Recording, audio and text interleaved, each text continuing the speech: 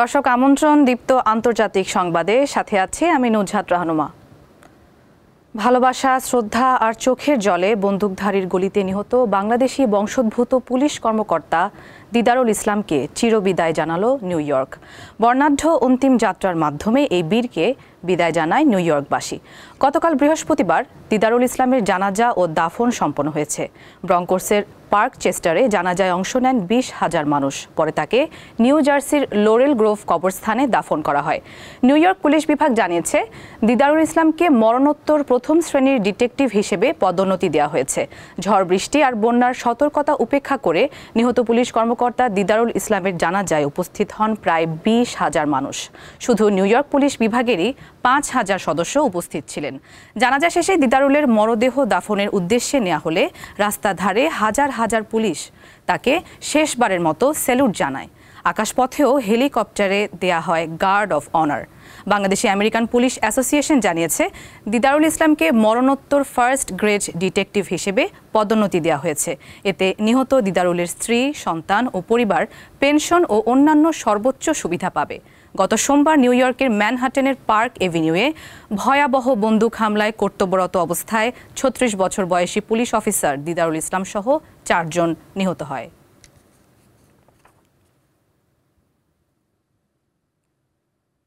যুক্তরাজ্য ও ফ্রান্সের পর এবার আগামী সেপ্টেম্বরে ফিলিস্তিনকে রাষ্ট্র হিসেবে স্বীকৃতি দেওয়ার পরিকল্পনার কথা জানিয়েছে ইউরোপের আরেক দেশ পর্তুগাল। দেশটির প্রধানমন্ত্রীর কার্যালয় জানিয়েছে, জাতিসংঘের 80তম সাধারণ অধিবেশনে ফিলিস্তিনি রাষ্ট্রকে স্বীকৃতি দিতে পারে তারা। এদিকে যুক্তরাষ্ট্রের প্রেসিডেন্ট ডোনাল্ড ট্রাম্পের বিশেষ দূত স্টিভ উইটকফ ত্রাণ বিতরণ পরিদর্শন করতে গাজা সফরে যাচ্ছেন।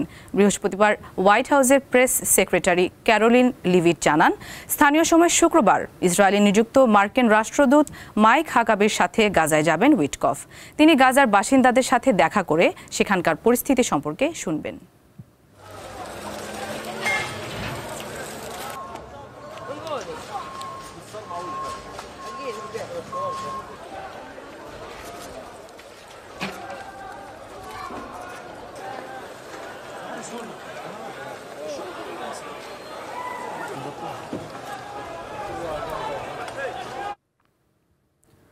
আফগানিস্তান ও পাকিস্তান সহ বিভিন্ন দেশের অপুষ্টিতে ভোগা শিশুদের জন্য ইউএসএআইডির বরাদ্দ করা বিপুল খাদ্য সামগ্রী ধ্বংস করা হবে, কারণ এগুলো নষ্ট হয়ে গেছে। ট্রাম্প প্রশাসন ইউএসএআইডির কার্যক্রম বন্ধের ঘোষণা দেওয়ায় কোটি কোটি ডলারের খাবার গুদামে পড়েছিল। চলতি বছরের শুরুতে যুক্তরাষ্ট্রের প্রেসিডেন্ট হিসেবে শপথ নিয়েই ডোনাল্ড ট্রাম্প আন্তর্জাতিক উন্নয়ন সংস্থা ইউএসআইডি বন্ধ করার সিদ্ধান্ত নেন। 1 জুলাই থেকে ইউএসএআইডি বৈদেশিক সহায়তা কর্মসূচি আনুষ্ঠানিকভাবে বন্ধ করে দিয়েছে। ফলে এই সংস্থার ত্রাণের খাদ্য সামগ্রী যা মজুদ ছিল তা এখন পড়ে আছে গুদামে। মে মাসে রয়টার্স জানায় 60,000 টনের বেশি খাদ্য সামগ্রী গুদামে আছে। যুক্তরাষ্ট্রের কংগ্রেসকে সহকারী পররাষ্ট্রমন্ত্রী মাইকেল রিগাস সম্প্রতি জানান, দুবাইয়ের একটি গুদামে জুলাইয়ের আগেই এই খাদ্য সামগ্রীর মেয়াদ শেষ হয়ে গেছে। ইউএসআইডির 2টি মেমো এবং সংশ্লিষ্ট সূত্রের বরাতে রয়টার্স জানায়, যুক্তরাষ্ট্রের কর্মকর্তারা জুনের শেষ পর্যন্ত 622 টন বিস্কুট রক্ষা করতে সক্ষম হন, যেগুলো পাঠানো হয় সিরিয়া, বাংলাদেশ ও মিয়ানমারে। কিন্তু বাকি প্রায় $8 লাখ 496 টন বিস্কুট পচে গেছে।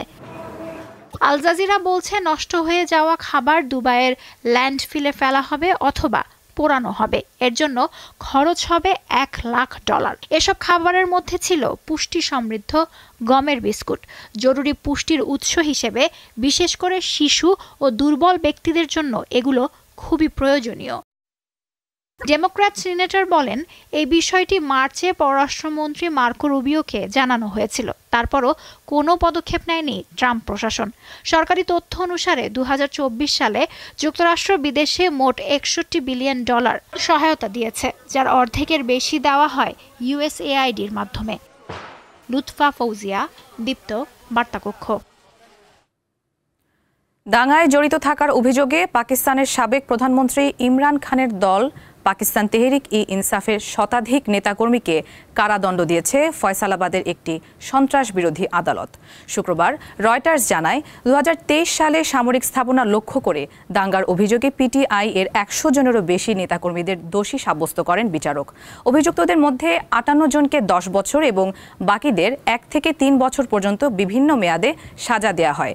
এদের মধ্যে পিটিআই এর সংসদ সদস্য ও জাতীয় পরিষদের বিরোধী দলীয় নেতা ওমর আইয়ুব খান এবং সিনেটের বিরোধী দলীয় নেতা শিবলি ফারাজও রয়েছেন।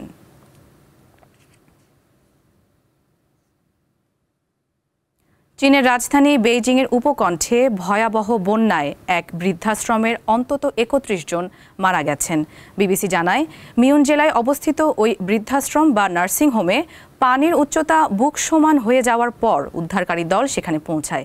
জরুরি সেবা নেতাকর্মীরা পানিতে হেঁটে আটকে পড়াদের উদ্ধারের চেষ্টা করেন, কিন্তু নিহতদের বেশিরভাগই ছিলেন চলাফেরায় অক্ষম। হোমটিতে অন্তত 77 জন বাসিন্দা ছিলেন। এই ঘটনায় জরুরি পরিকল্পনায় ঘাটতি ছিল বলে স্বীকার করেছে স্থানীয় প্রশাসন।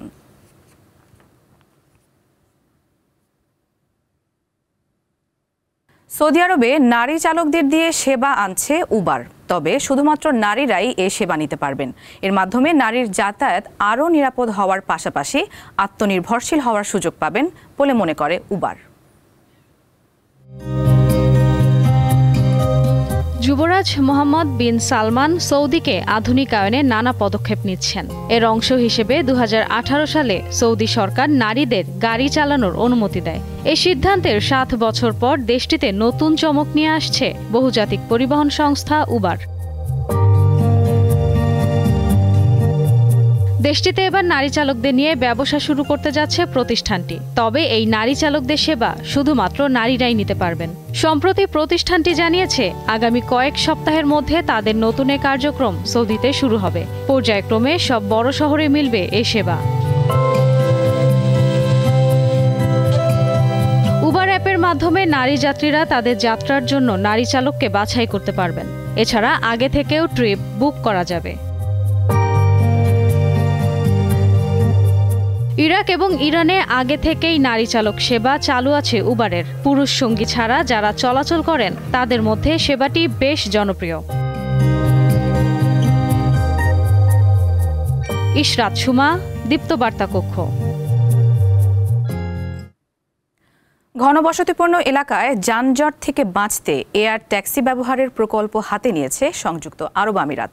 এরই মধ্যে দুবাইয়ে প্রথমবারের মতো পরীক্ষামূলক ফ্লাইট পরিচালিত হয়েছে। 2026 সাল নাগাদ বিশ্বের প্রথম দেশ হিসেবে এই উড়াল ট্যাক্সি কার্যক্রম চালুর ঘোষণা দিয়েছে আমিরাত। একসময় বৈজ্ঞানিক কল্পকাহিনীতে শোনা যেত উড়ন্ত গাড়ির কথা। বিজ্ঞানের বদলতে রূপকথার গণ্ডি পেরিয়ে এখন যা বাস্তব। শিগগিরই মধ্যপ্রাচ্যের দেশ সংযুক্ত আরব আমিরাতের আকাশে দেখা যাবে এই উড়ন্ত গাড়ি, যা মূলত ব্যবহার করা হবে ট্যাক্সি হিসাবে।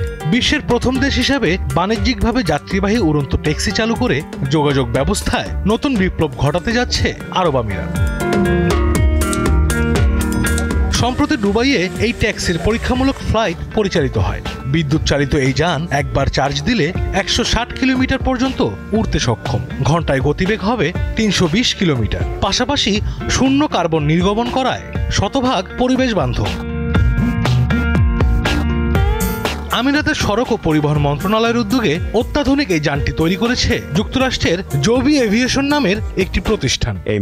এটি দুবাই এরিয়াল ট্যাক্সি প্রকল্পের জন্য একটি বড় অর্জন। আমরা দুবাইয়ের আকাশে প্রথমবার যাত্রীবাহী এয়ার ট্যাক্সি উড়াতে সক্ষম হয়েছি।